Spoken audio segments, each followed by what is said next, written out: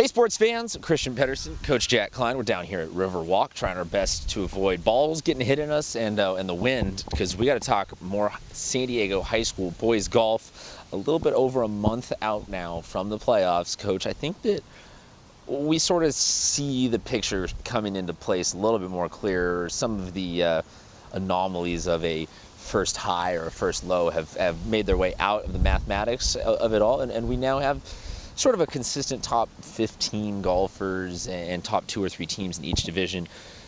We always go D1 through D3, D3 through D. Which end do you want to start at this week? Doesn't matter. Happy to start with D1 and work our way through. Fair enough. I see the first name on there is Torrey Pines. As always, why don't we start with them?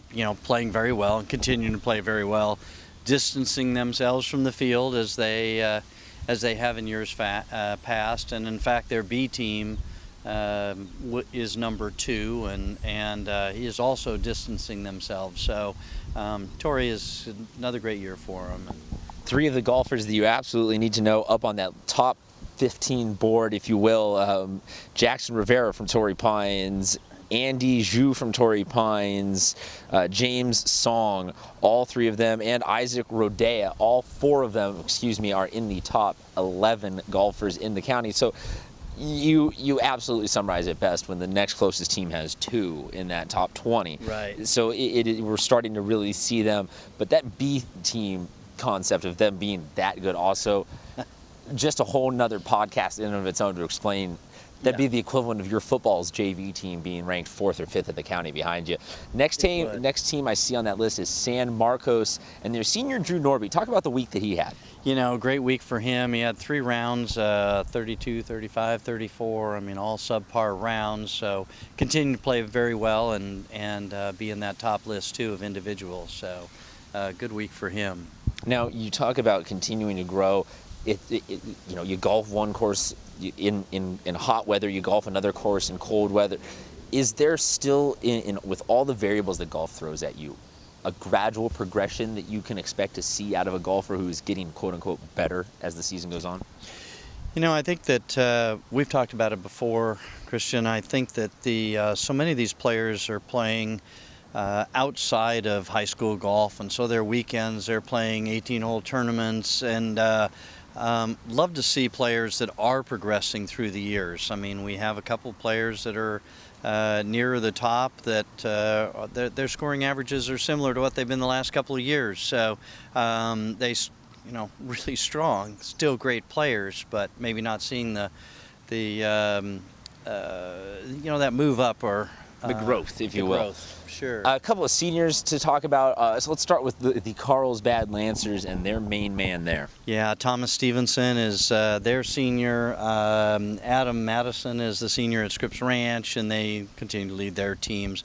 Haven't had a lot of matches in the last couple of weeks, so spring break and life, and it all gets in your way sometimes. But that's why you backload it. Something nice about golf is you can do 3 matches one week, 1 match the next to still make up for it. Absolutely. Rounding out the last team to talk about in the Division I race is Rancho Bernardo.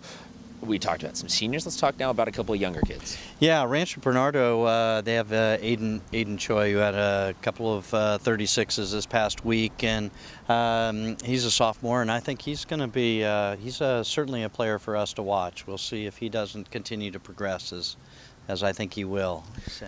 Moving into the Division II race, we have to start with Kento Yamawaki from La Costa Canyon, the absolute #1 golfer, according just to the numbers. Granted, all of that changes when you duke it out at the finish of the season to actually figure out the #1 golfer, but the man leading in the clubhouse right now, Kento Yamawaki, like I said, the junior from LCC, already committed to Berkeley, and he just keeps getting better.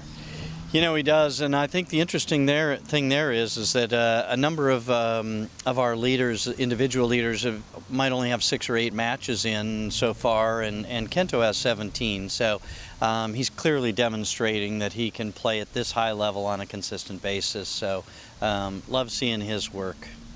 One of the people who is in the chase for that top spot, Shane French from Cathedral Catholic, is the next person to talk about.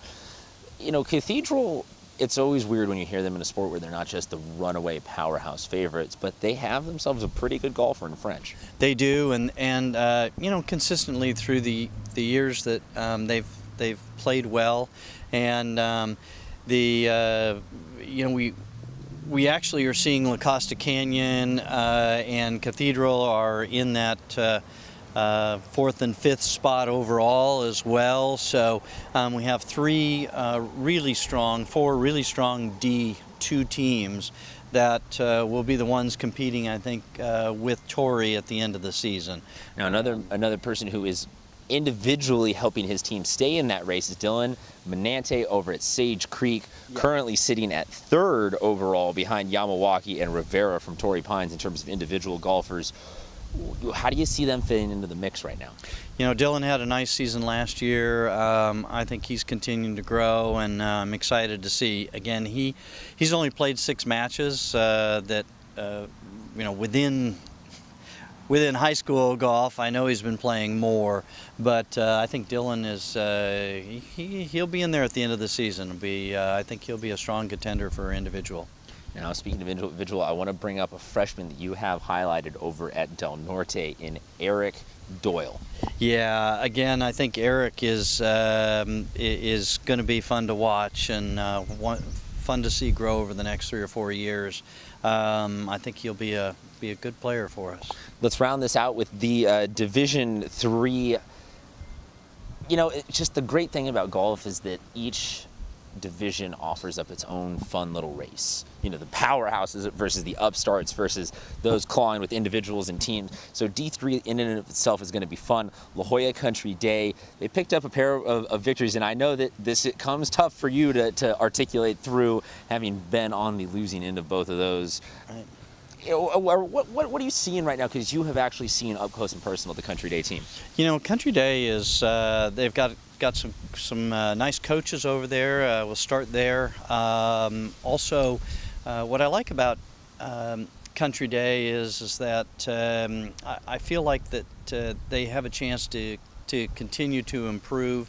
I mean, the Coastal League in D3, my gosh, they have 3 of the top. The top 3 teams are from the Coastal League. So you've got the Bishop School, which hasn't posted any scores, but we know that they'll keep themselves in the mix. Yeah, eventually they'll post what they need and get themselves there. But they, as we mentioned, had previously beaten Country Day and Santa Fe Christian. So I think that they and Santa Fe Christian will be all in the hunt at the end of the day. And yeah. There's a team, though, that you have now mentioned a couple times in Vincent Memorial, which is really interesting to see. We saw their football team come in and absolutely wreck house in the playoffs this year. So Right. we got a little bit of a taste that this actually is not a nobody and nothing school. So it's interesting to see them popping up again in the main mix of things. You boil it down, though, to kind of one golfer is really helping them get that done. Well, Sergio's getting the work done for them. There's no doubt about that. And the struggle with D3 is that the reality that as a team they're really not in the hunt. Francis Parker and others were, Point Loma. We've got some really nice individual players for those teams.